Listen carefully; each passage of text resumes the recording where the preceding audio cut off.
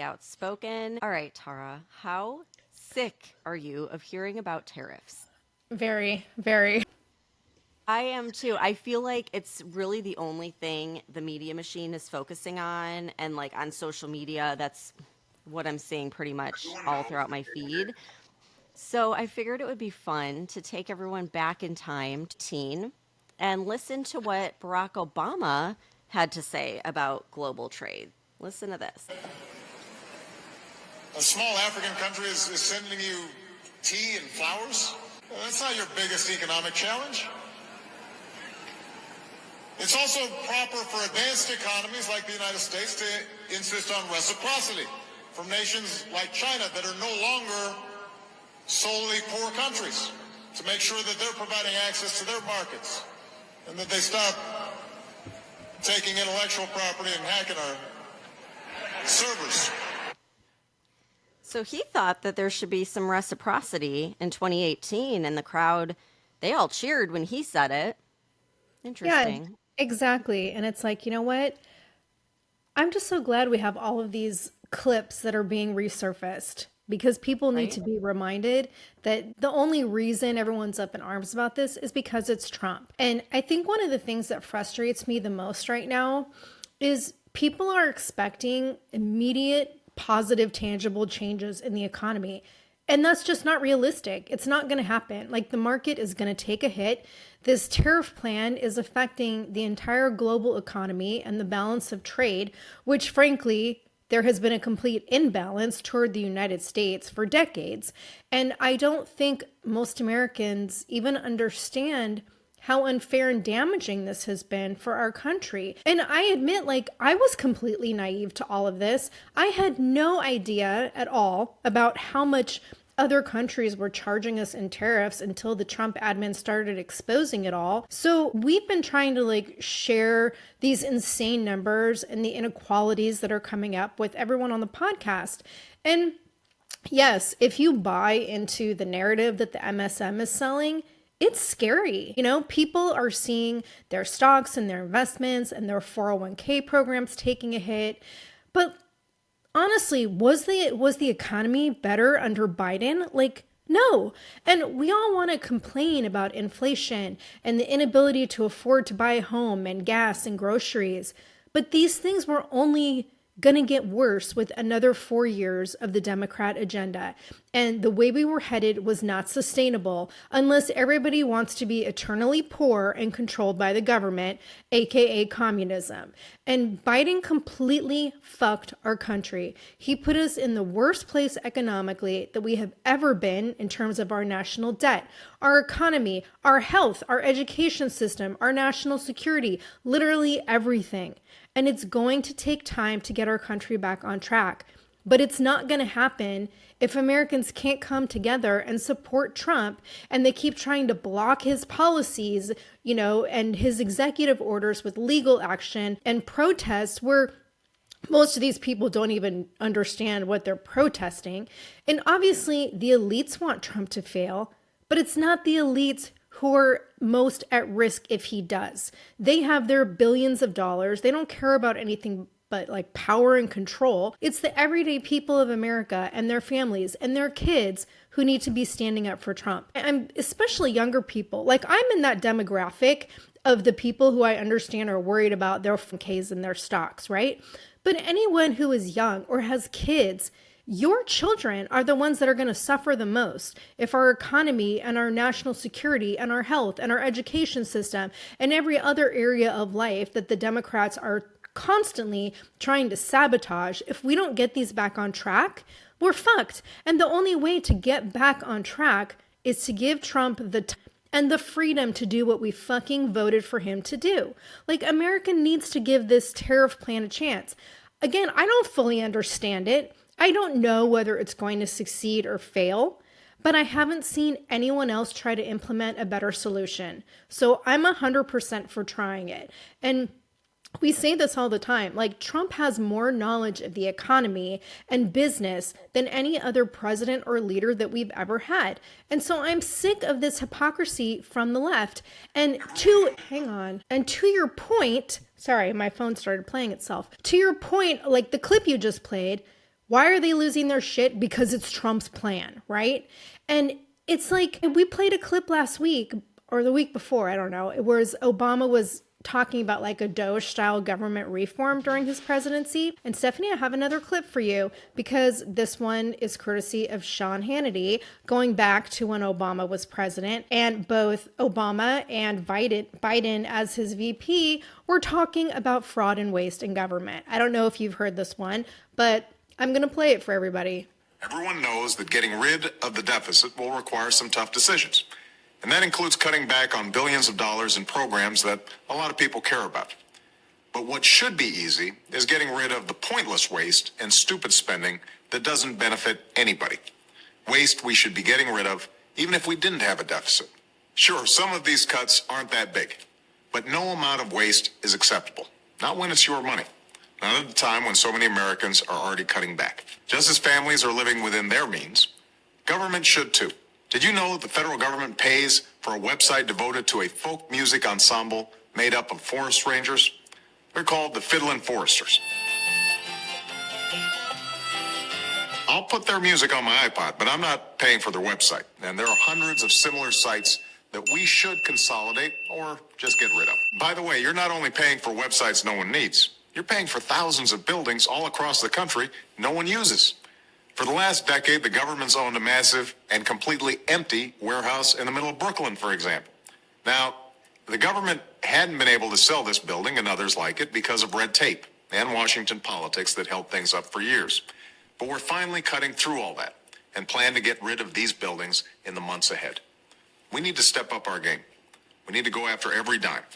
We need to make government work for you. That's why, starting today, I've asked the Vice President to lead a renewed effort to hunt down misspent tax dollars in every agency and department of this government. We're calling it the Campaign to Cut Waste, and I know Joe's the right man to lead it, because nobody messes with Joe. There's a new standard by which the government is going to function from this point on. The American people are entitled to transparency. Look, a lot of this depends on new, sophisticated methods, but it also, we know, depends on relentless focus on making this a priority. Focus that can't be delegated. We're holding ourselves accountable, and we're deeply committed and focused on making government function better. We're not just eliminating fraud and waste. We hope to be instilling an entire new culture that not only our administration, but every succeeding administration will in fact pursue. We're going to give you the government you expect and deserve. Everyone knows that getting... Talk about a flashback. That did not age well for them. I'm going to lead it to my VP, Joe Biden, who ended up destroying the country, and there's more fraud and waste than probably ever before. Oh Right. my God. Exactly. Yeah. It's like the level of hypocrisy. It's just like, it's unreal to me. Yeah, completely. And what's crazy is like if you play that clip to someone who's got Trump derangement syndrome, they'll like not even hear it. It'll just go in one ear and out the other. Like they'll never make that connection, you know? But you said how Trump knows the economy better than any other president, and that's completely true. And also, all of the people that he's surrounding himself with, these are people that understand it better than anyone else. They have been a part of it. And one of those people is Secretary of Commerce Howard Lutnick. He made a great point in an interview with Bloomberg where he was asked, well, what about Europe? Like, why is he treating Europe the same as China? And so he asks, why is it okay for everyone else to have tariffs, but not the U.S.? So listen to this. The same bucket as the Chinese. What explanation can you give them? Europe does not treat our products fairly. They do not treat our companies fairly. They treat themselves incredibly well to the detriment of the United States of America, right? It is time for them to treat us fairly, and that is the point. It's not free and fair trade. Their tariffs are higher. The non-tariff trade barriers are incredible. Like, I'd ask you, why don't they take our beef? Why don't they take our agricultural products? Why? way, because they don't want them, because they want to make the money themselves. Why is it okay for every other country to feel this way, and it's not okay for America? I tell you why. Because we were the world's piggy bank, and Donald Trump has said our $36 trillion deficit, our $1.2 trillion trade deficit, $1.2 trillion. We buy other people's things more than we sell them ours. Has got to be rebalanced. It's a national emergency. Let's fix America, and we can. Okay, I have ahead. something to say about the European Union because they cannot even get their shit together to figure out what they want to do about Trump's tariffs because apparently they're all trying to come to an agreement on how to respond as the European Union as a whole. But every country has different considerations. And it's like our Congress clown show. Like everything I've read, it's just like a complete shit show. And here's the hypocrisy of the European Union. They apparently want India to eliminate tariffs on them. Yeah. So it's like you're not okay with Trump's tariffs, but now you're going to go and you're giving tariffs? I mean, it's just fucking stupid to me. It is absolutely insane. It's like, okay, let's say you're going to go and get your hair cut. Or you're a hairdresser, okay? And you're charging $10 a haircut. And other people are charging $20 a haircut. But you're bitching and complaining about the person charging $10. How dare they charge $10 when you're charging $20? Like, it's just insane. They all have tariffs on us that are double the tariffs we have on them. With the tariff, like, that's with what Trump put in place. Like, it's just insane that that's okay, but screw the United States. Like, how dare they even request anything from us? Like, it's just, again, complete hypocrisy. But when you have a media machine that is running with this narrative that Trump's the big orange bad man, people buy into it. They don't pay attention and they fall for it. Yeah, apparently the European Union is meeting today in Luxembourg, and they're going to try to come up with some kind of strategy to counter our tariffs. And you know what? Well, they need to do something because their countries are all like trying to negotiate right now with Trump. So, Yeah, you know, whole other story. which, yeah, this is like a whole other story. So I won't get super into it. But the UK, they want to negotiate. But Trump's like, well, I don't really like what you're doing with free speech. And like the US State Department said, you know, they're monitoring that case of the woman who was silently praying outside of an abortion clinic that ended up being found guilty. It's like Yes. stuff like that where they're like, yeah, if you're going to do stuff like that, we don't share the same values. Why should we help you out at all? So it is giving him kind of like leverage already. But anyhow, Treasury Secretary Scott Bessent, another person who knows the economy probably better than anyone else, was interviewed by Tucker Carlson. And I thought he did a great job of explaining why tariffs are bad for Wall Street, but good for Main Street. So let me play that clip. 2004 is just coming out now, and it's what you know, it's what I know, but finally academics are saying, oh, the American workers never recovered from the China shock. What a surprise. And President Trump sensed it 40 years ago, but out on the campaign trail starting in 2015 up until last year, he has promised the American workers that the old standard of living can come back. And because what we've seen over the past at least 20 years since the China shock, but more like the past 30, are these massive distributional problems where the coasts have done great. Yes. And the middle of the country they have just seen quality of the life expectancy decline. They don't think their children are going to do better than they are. And a lot of people don't care. And President Trump cares, this administration cares, and this is the first step towards realigning that. A lot of our trading partners, including some of our allies, have not been good partners. If tariffs are so bad, why do they have them? Why do they have them, right? Or if the American consumer is going to pay all the tariff, then why do they care about tariffs? Right. Because they're going to eat them. So I think that this is the beginning of a process We're going to reindustrialize, that we have gone to a highly financialized economy. We have stopped making things, especially a lot of things that are relevant for national security. I think one of the few good outcomes from COVID was we had a beta test for what maybe a kinetic war with a large adversary could look like. And it turned out that these highly efficient supply chains were not strategically secure. So that we don't make our own medicines, that we don't make our own semiconductors, that we don't make our own ships anymore. So I think if I were to say, like, was there any good outcome from COVID? It woke the world up to these supply chain problems. So economic security is national security. President Trump and I have talked about that a lot. So this is a national security issue that we're seeing here, but it's also an economic security issue. And it's to, I don't want to say redistribute, but it is to give working Americans real wage gains and enhance their lives. And I've said out on the campaign trail, one of my most frequent mottos was, Wall Street's done great. It can continue doing well, but it's Main Street's turn. It's Main Street's turn. Yeah. I thought he made some good points.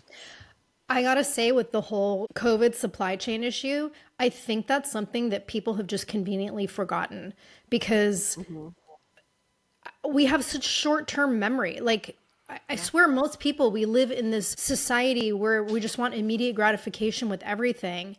And we've gotten so used to that. And then look what happened during COVID. So many fucking things happened during COVID that should not have been forgotten. But I think this is a big one. The supply chain issue showed our weakness, showed our total fucking weakness in this country. And I think everyone needs to be reminded of that.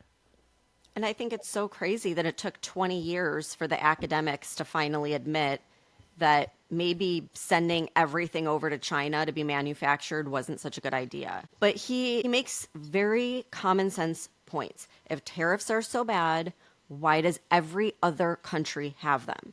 If tariffs are going to raise the price for consumers, then why are these companies and the elites freaking out? Because they know they can't push this cost down to the consumer. They're going to have to eat it. It's going to hurt their bottom line. And like, make no mistake, the elites and the media machine, they're looking out for themselves. Just look at what they've done to the middle class over the past 30 years. They're upset that they're no longer going to get to use slave labor overseas. They're going to have to rethink their entire business model, and it's about damn time. And what I think is hilarious with all of these protesters is that all of these leftists, for the longest time, have complained that capitalism is so bad. But now they're defending these corporations who have decimated the middle class over the last few decades. Like, how dare we do this to these big, huge companies that have taken over the world? It's just wild. And here's like another perspective that I want to share with the whole stock market thing, because like he's saying, this is, it might hurt Wall Street, but it's not as bad for Main Street because the stock market tanked, okay? That's a clear indication, though, that prices are not going to go up, because when a company's stock tanks, the last thing they need is to push customers away. Instead, they have to do the opposite. They have to provide incentives to bring in more sales. So typically what they do is they'll cut costs, or they'll become more efficient, or they'll find a new way to bring more value and attract more customers. And so I just think it's good that, you know, someone like Besant kind of talked about that and explained that not only is this good for middle-class Americans, for small business owners, Main Street, it's good for our national security. And like you said, people conveniently forget about what happened with COVID, but it's time that we remind everybody. And that's something you're never going to hear the MSM discussing. They're not going to bring up any points of why tariffs could be good. Now, I think anyone who is like confused about this issue needs to go listen to that interview, because I listened over the weekend and I thought he did a really great job of kind of like dumbing down the tariff concept for the average person like me to understand. Yesterday, he was talking to the media about how more than 50 nations have now started trying to negotiate with the US since Trump announced this tariff plan. And on Sunday, yesterday, the president of Taiwan offered zero tariffs and pledged to remove trade barriers. He was saying that Taiwanese companies will raise their U.S. investments. Vietnam reportedly is ready to remove all U.S. import tariffs. But Wait, Trump so is, are you saying the tariffs are already working? right? Imagine that.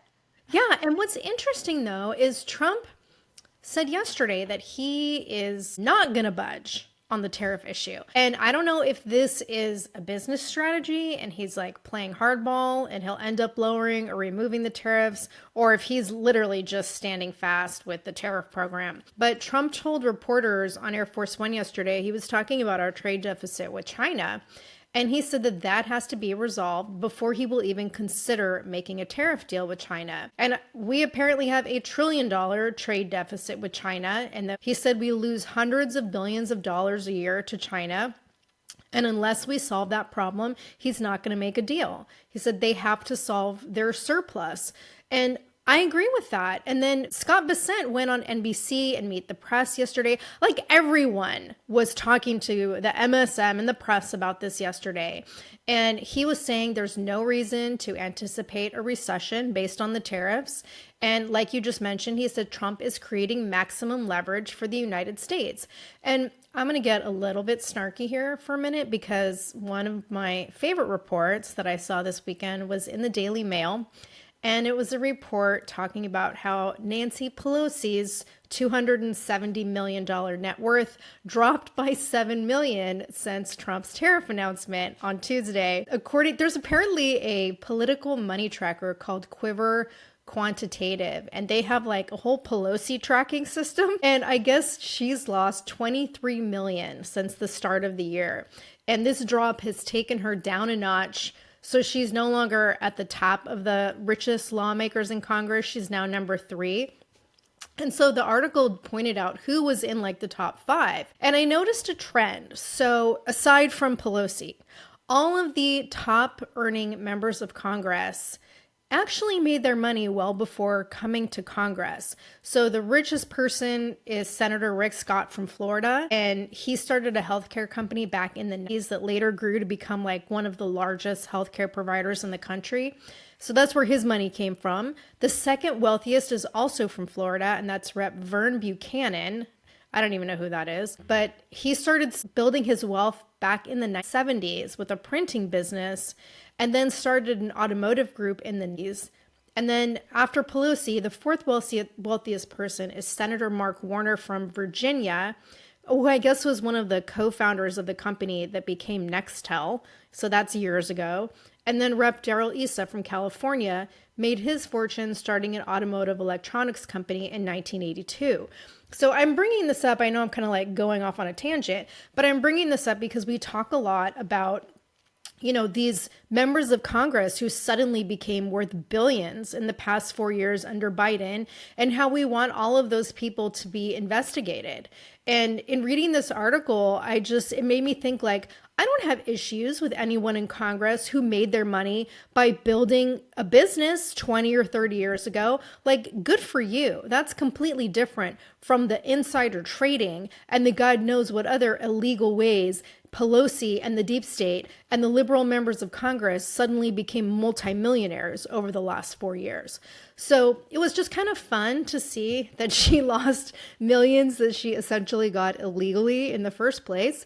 But speaking of like tariffs and millions, I want to point out an article I also saw on Fox Business that came out on Saturday, because it was saying that U.S. Customs and Border Patrol is already collecting $200 million a day in extra revenue just by enforcing Trump's tariff plan and collecting duties on imports, just like standard duties.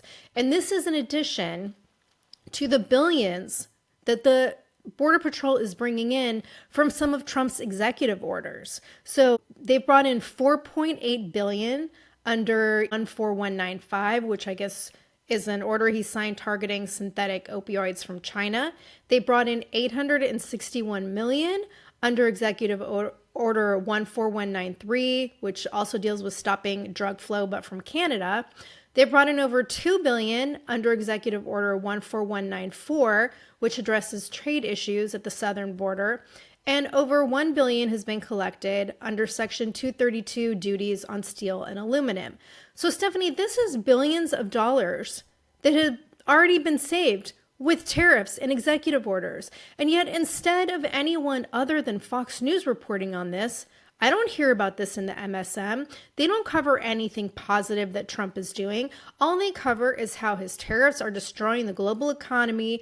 And then this weekend, the hands-off protests across the country, which are just trying to put a stop to Doge and Elon and the tariff program.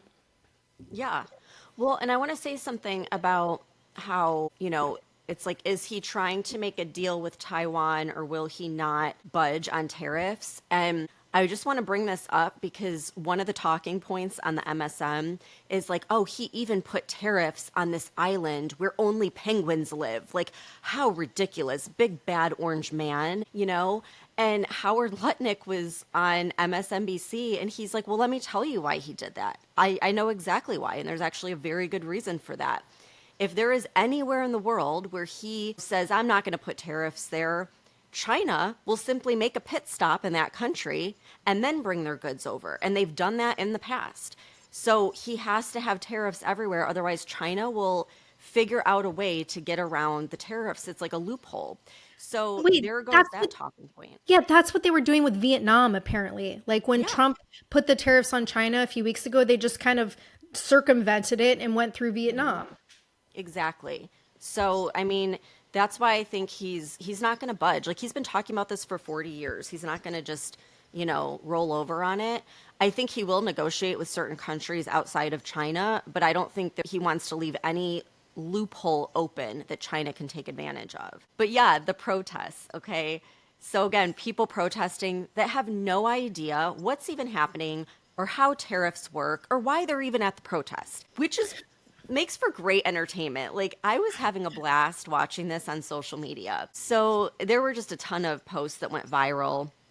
And there was one that Elon reposted from the Wall Street Apes. And here's what it said. It says, the anti-Elon, anti-Doge, anti-Trump protests in D.C., they aren't grassroots. They are payroll-driven theater. Buses rolled in, packed with hired protesters. Pre-made signs were handed out, assembly line style. Scripts distributed to keep messaging on brand. Protesters all left at once, just like a shift change.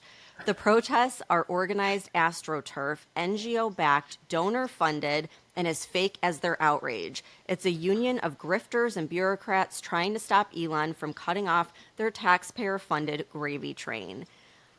I was like, that is such a good explanation. That's exactly what it was. I was going to play a couple videos that they posted, but it was so noisy in the background, you couldn't really hear it that well. But the first video was from the frontline TPA people where they went to the protest and at one point they leave to go to the bathroom and they're gone for like 15 minutes, maybe if that. And they come back and everyone was gone. So there were like shoulder to shoulder people, all these protesters. And then just like that, they've just disappeared. And he's like, it's insane. It's like their work hours are over, their shift is up, and they're not going to stay even a minute later. Just proving the point. Like these people are paid to go protest for a certain number of hours, and that's it. And then there was this other clip of a protester asking, hey, what does your sign mean? Because he's holding this sign that says the end of cockistocracy. And she asks, what does that mean? And he looks at his friend like, you go, you answer it. And the friend shrugs his shoulder like, I don't know. And so he's like, and he pulls a piece of paper out of his pocket and reads from the paper exactly what the paper says that his sign means. So it's like clearly someone handed him this sign and a script and told him to go to work. Why would you go to a protest with a sign that you don't even know what that means? But this is what's happening because then it paints the picture that everyone in America is just going out to the streets and protest of these tariffs when really that's not the case at all. That's not what's happening. And then the other thing going viral is a reimbursement form from Indivisible, which is a nonprofit, an NGO. And this proves that the protests were paid. And I read it. It says Indivisible Project can reimburse groups for eligible expenses associated with your Musk or U.S. actions up to $200 per group per congressional recess. And then it links the form to get $200. So I looked into the Indivisible Project, and they're hidden behind another 501c called Indivisible Action. And who do they get their funding from? A bunch of NGOs. Well, where do they get it from? Another NGO. And so it's just like Elon was saying, how there is this network where they will send billions of dollars to an NGO that then distributes it to a bunch of NGOs, and they distribute it to a bunch of NGOs, so that it takes so much effort to try and track it back to who the original source of the funding was. It's just, it's crazy. Yeah, and it's all shady as fuck. And it's like you give people a couple $100 and they'll do anything.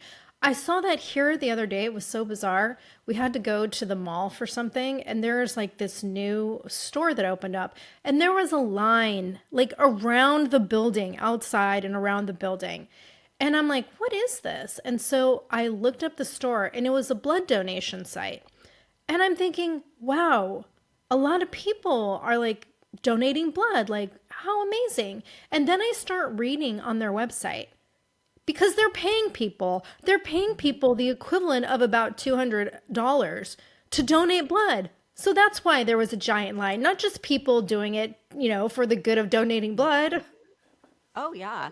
Well, and here's the thing, that Indivisible, that was just one source. So they're paying for things like, oh, if you want a speaker, if you want a chicken suit, that was something they paid for. Like, I don't even know what that means, but they're paying for like travel expenses, things like that. But then there's other groups that are paying them. So all of these groups combined, they're probably making a good amount of money to go and hold up a sign and just, protest. So it's just wild, but I'm sure some of those protesters are real. I still question whether or not they actually understand what they're protesting, but most of them, I think, are absolutely just paid actors. Yeah, it's like we talked about the other day. The people that are legitimately protesting are the ones who feel like their 401k is threatened, and that they're, it's the older generation, like my age, not the young people. It's the people who feel like their life savings are going to be gone because of this tariff program. And again, this shit doesn't happen overnight. So on Friday, I mentioned that Trade Review Act of 2025, which is the bill that was introduced by Chuck Grassley last week that would require Congress to vote on a resolution to approve Trump's tariffs. And if Congress can't reach a consensus within 60 days on a tariff, then it would expire. And we talked about how that just basically gives them the green light to play fuck games and not approve anything. Well, as predicted, the bill is gaining traction. And there are now 7 GOP lawmakers on board. So Grassley has been joined by Murkowski, Moran, Tillis, Young, Collins, and of course, Mitch McConnell. And if the stock market continues to drop, it's predicted that even more Republicans are going to join this effort. And I read that Trump is trying to convince them to just hang in there and stick with the program. But again, they all have their interests in big ag, big pharma, all these corporations that are losing stocks. So I'm curious to see, like, are they going to end up voting for this? And remember, they're the ones with probably millions of dollars in the stock market, which is making them nervous. And if 7 GOP lawmakers are on board with Grassley, all the Democrats are probably going to get on board if it goes against Trump. So this will likely go through. But I want to get your take on this, just talking about the stock market for a second, because something I'm seeing all over TikTok, including like economists, people that do this for a living, are saying that they believe this whole thing, especially with the stock market, is all part of Trump's plan and is actually going to cause an economic boom. Because if the stock market is down, like it is now, and it continues to drop, investors like these congressmen, right? You start getting nervous and thinking like, oh my gosh, I'm losing all my millions of dollars. And so you start switching to bonds. Bonds help the government finance our debt. So that's one positive for the administration. But the other part of that is if the stock market continues to drop, it's going to push the Federal Reserve to lower rates.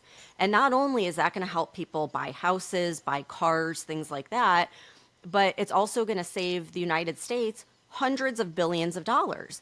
Because when you look at the national debt, 34 trillion, I think, last year alone, we paid $949 billion just in interest. Nearly $1 trillion just in interest alone, which, by the way, was up 34% from the previous year. So let's say the stock market keeps dipping and the Fed lowers interest rates 1%. That would likely save the United States $100 billion every year for every $10 trillion in debt. And so people are saying that, like, since the Fed doesn't want to work with Trump, they've made that very clear. He's sort of forcing their hand with these tariffs, knowing it's going to disrupt the stock market enough to make them lower rates. And here's what Trump posted on Truth Social this weekend, which makes me think maybe this is part of the plan. He says, this would be a perfect time for Fed Chairman Jerome Powell to cut interest rates. He is always late, but he could now change his image and quickly. Energy prices are down, interest rates are down, inflation is down, even eggs are down 69%, and jobs are up all within 2 months. A big win for America. Cut interest rates, Jerome, and stop playing politics. So, I mean, I think, like, this is part of his plan. I mean, do you think that's far-fetched? You know what? He has such a brilliant business mind that if that was the case, it probably wouldn't surprise me. But I think he was asked by reporters over the weekend, like, are you purposely trying to crash the stock market? And he was like, no. Like, I don't think he actually fully answered the question, though. Shit, I didn't write down any Well, he's notes not on going to that. say, like, yeah, because then Yeah. everyone's going to be like, what the fuck? Like, that's my 401k. But okay, the other thing, the older millennial brought this up. He showed a graph, like a 5-year graph of under Biden, the stock market tanking just as much as it is now. Like, there was a huge dip. And I remember that, like, looking at my stocks. And so this happens. Look at what happened in 2008, right? But it always comes back around and it goes back up. And what a lot of people are saying now on TikTok is like, hey, middle class America, you've been totally screwed. Now is your chance to go in and buy stock while it's low, while it's tanking, because you know it's eventually going to go up. And this is your chance to actually, gain some wealth and get, back what the elites stole from you during COVID. So, like, it really can help the middle class if people just get out of this mindset of like, oh my God, I'm losing everything. Instead of pulling more out, start buying more. And it's going to go up enough to where you'll make money. It always goes back up. So I just think, there's lots of different ways to look at this. And he's got a lot of smart people behind him, like Besant. And I think maybe this is part of their plan, short term. Like, they know it's going to be rough, but in the long term, it's going to help the middle class more than anything. And I think that's why there is such extreme fear mongering in the MSM right now, because they are treating this like it is literally the next depression that's coming, that's going to be even bigger than the Great Depression. The entire global economy is collapsing. War is starting. They are making this out to be the worst economic disaster in modern history. If that's all you're watching and that's all you're seeing, you're not going to want to take risks with anything. Right. But remember, these are the same people that sat there and told us the economy's great, everything's great, when people couldn't even afford groceries because they were Right. up 130%. So it's like you can't believe anything they say. No, and as usual, I guess we'll just see how this progresses, whether Trump does end up making any deals and what new stories come out about this by Wednesday, because there will be many. So I want to switch gears and talk about some Doge DEI cuts, because that's always one of my favorite topics. And I have some new ones for you, Stephanie. Not billions of dollars, but this time it's 15 million that was cut from the Institute of Museum and Library Services. And I want to tell you what these are for. And I'm sure you can guess it's DEI. So 6.7 million to the California State Library for equitable library programs, whatever that means. 4 million to the Washington State Library for diverse staff development and incarcerated support. 1.5 million to the Connecticut State Library to integrate social justice and DEI into their daily operations. 700,000 to a Washington D.C. based nonprofit to study, quote, post-pandemic DEI practices in American children's museums that would formulate enhanced equity-focused strategies, end quote. 265,000 to Queens College in New York City to conduct a research project on why BIPOC teens read Japanese comic books, and 250,000 to fund the Gay Ohio History Initiative to erect 10 LGBTQ plus historical markers in Ohio.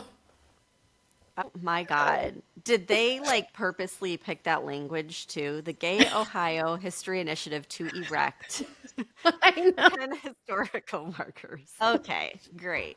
Yeah, but it's like this stuff doesn't stop. Like we're reporting on this on almost a daily basis. And reportedly, Doge is heading to the Department of Homeland Security next. They're going to take a look at Secret Service, FEMA, Customs and Border Patrol, and Immigration. So I'm very curious to see what cuts are going to be made in these agencies as well. And I have an update on the Signal Chat scandal, and I'm sure you've probably seen this. I want to get your take on this, Stephanie. So the latest story is that Mike Waltz meant to add somebody named Brian Hughes, who was a spokesperson for the National Security Agency. He was trying to add him to the chat. And apparently this goes back to like a few months before the chat was even created, as to how Goldberg's number ended up in Mike Waltz's phone.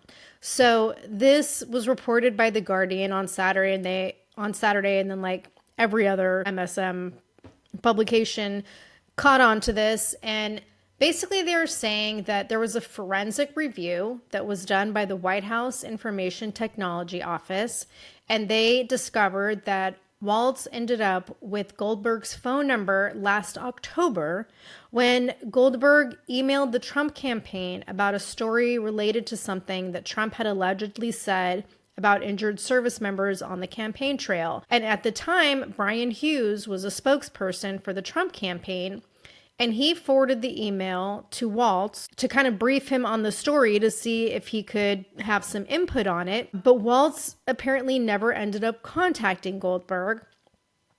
And the White House is saying that what happened is because Hughes basically copied and pasted Goldberg's information into the email that he sent to Mike Waltz, that at some point, Waltz's iPhone suggested that he add the number to his existing contact of Brian Hughes. And the iPhone does do this. Like this has happened to me before, where my phone suggests a contact update. So Walz is saying that this is what happened, and that's what the White House is saying.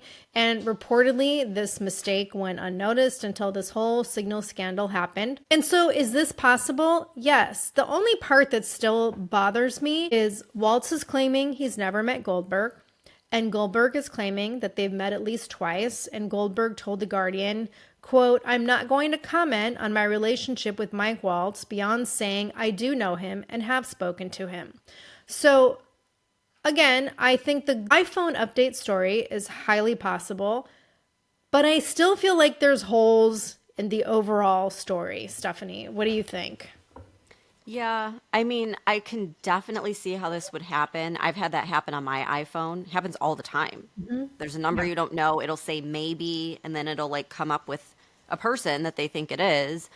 So most likely it was just a mistake. I mean, Waltz has owned up to it, which is good. I think he could have easily pointed the finger at a staffer saying they made the mistake, but he took responsibility. And at the end of the day, like, who knows? I still wouldn't trust the guy 100% if I were the Trump administration. But again, I think this was a good lesson for everyone to learn. You know, double check everything. Don't say anything you wouldn't want, you know, out in the public. And I think they're going to be more cautious moving forward. Yeah, and I think that's where like I'm trying to be hopeful because you've got to know that if he actually does have some kind of past with Goldberg or has spoken to him at some point, why double down on the narrative that you haven't? Because there's Right. always going to be evidence that comes up, right? At some point in Yeah. time. And Yeah. so I think that's where I'm just like, okay, what's really going on? But And if I they don't know. had, like, why wouldn't Goldberg just be like, "Yeah, we met here at this time." Like you released Mhm. all the information already. Why would you hold back the one thing that proves that you had met Waltz? Like that doesn't make Right. sense to me. Yeah, unless you have some other dirt. So who knows? Yeah. But I do have a fun story out of Los Angeles, one of my favorite places to talk about. And yes, it does have to do with fraud and abuse. But surprisingly, this is not about DEI, it's about homelessness. So I read this in Just the News yesterday.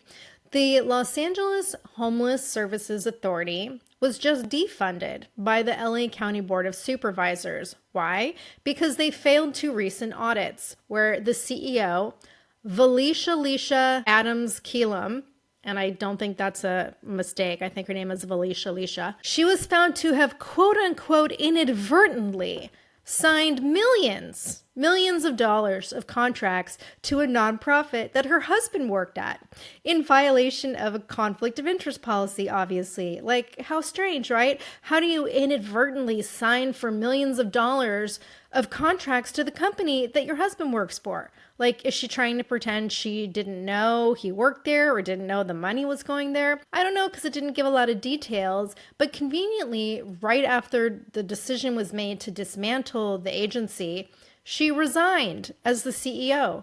Like, how the fuck do you get to resign when you've totally committed fraud, right? Yeah, And why then aren't you in prison?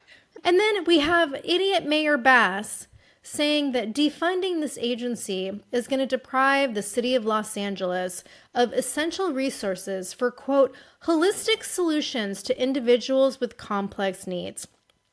Okay, first of all, Los Angeles, their homeless population is like 60% of LA County's homeless population.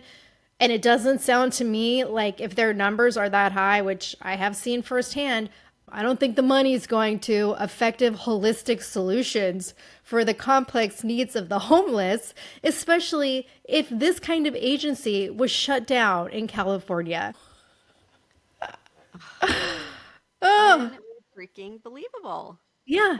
And I've got more because on the subject of audits, California also recently failed 7 out of 22 federal program audits. And according to the audits, one of them was involving, quote, pervasive noncompliance for deficiencies in accounting and administrative practices. How strange to think that California doesn't know how to manage their money. So the audit found that in 2023, California made potentially ineligible payments of nearly $200 million in COVID unemployment payments. I don't know why they're still paying COVID unemployment in 2023, but out of 138 pandemic unemployment assistance claims, 66% of them were not able to be verified.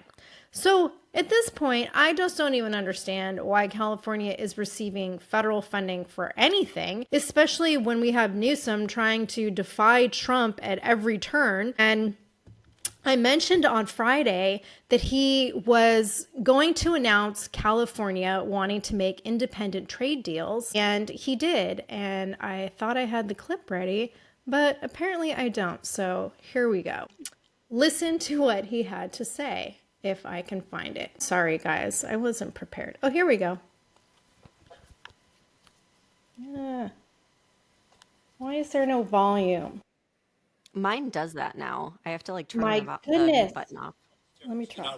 In America, our state of mind is around supporting stable trading relationships around the globe. And that's why today I've directed my administration to look at new opportunities to expand trade and to remind our trading partners around the globe that California remains a stable partner. California is probably one of the least financially stable states in the country. Like, is this not laughable?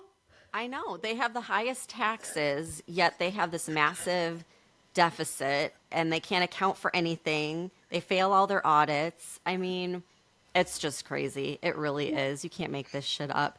And Trump better cut off the federal funding because he doesn't need to be Newsom's sugar daddy, and it just needs to end. Like, we don't need to be Yeah. giving them anything right now.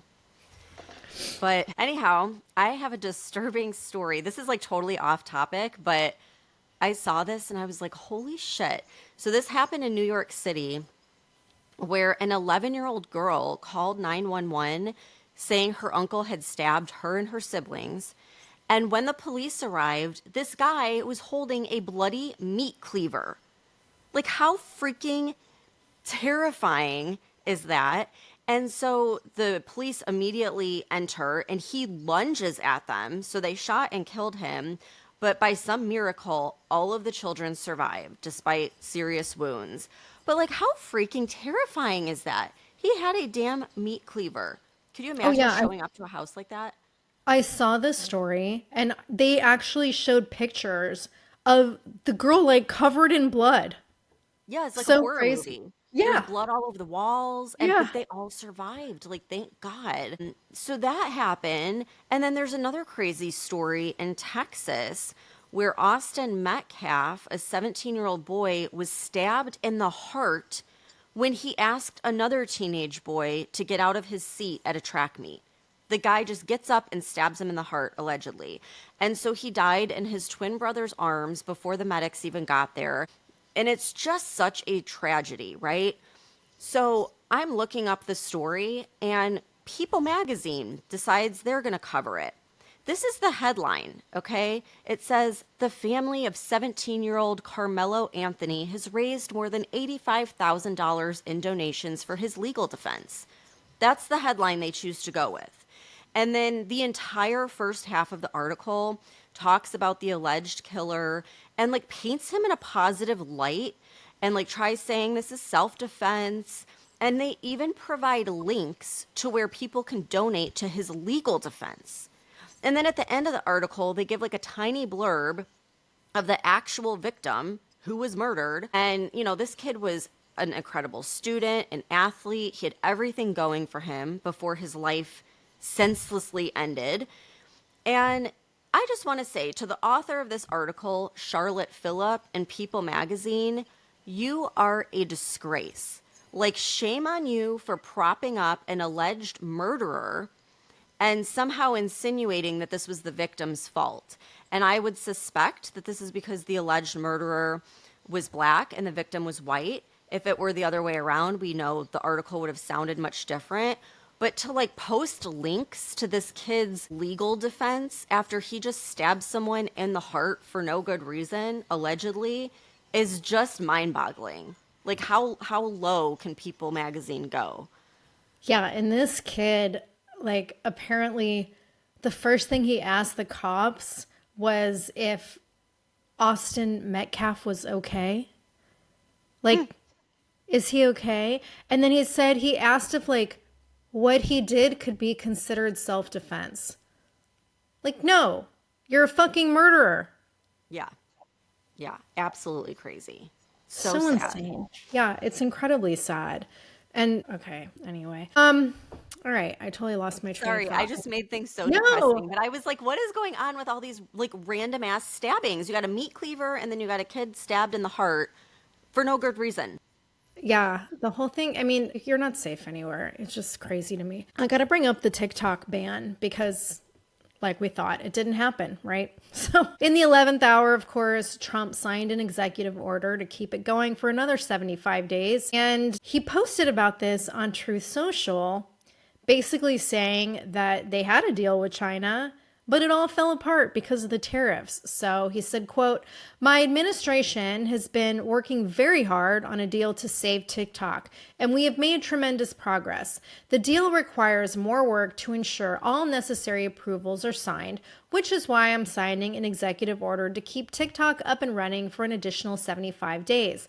We hope to continue working in good faith with China, who I understand are not very happy about the reciprocal tariffs, which are necessary for fair and balanced trade between China and the USA. This proves that tariffs are the most powerful economic tool and very important to our national security.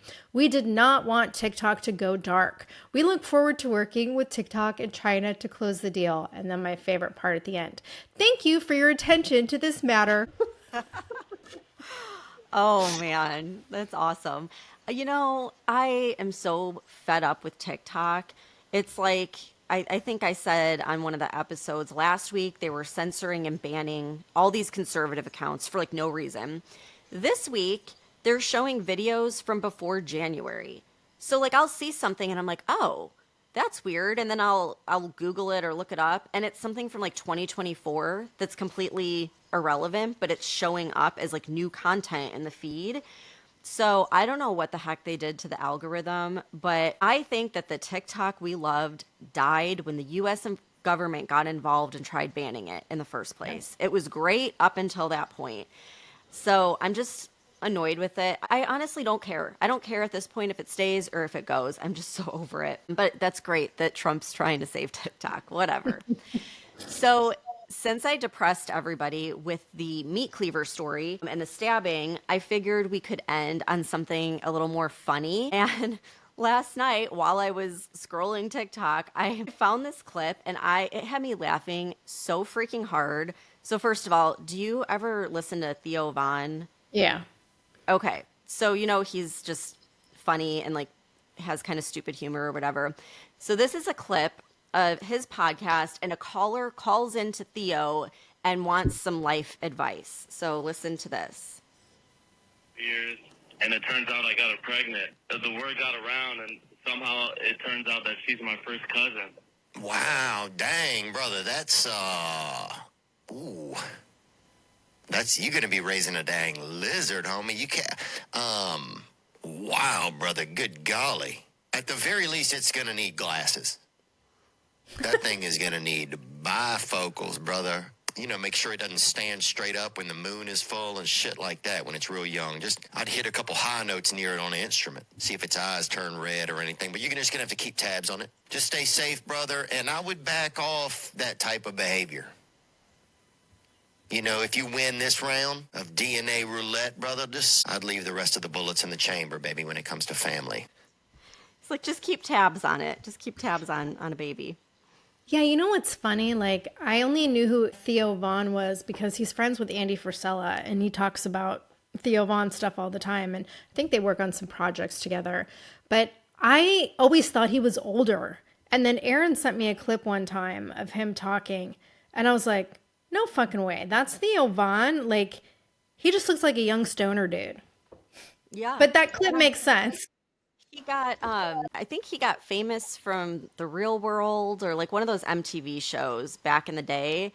But yeah, everything he says is so outrageous. It's just like cracks me up. I'm like, where do you come up with this stuff? Like, it's wild. So anyhow, he's a good account if you need a good laugh and you just need to completely forget about all the crazy stuff going on in the world. So anyhow, I hope that everyone has a great week, and we'll see you back here on Wednesday.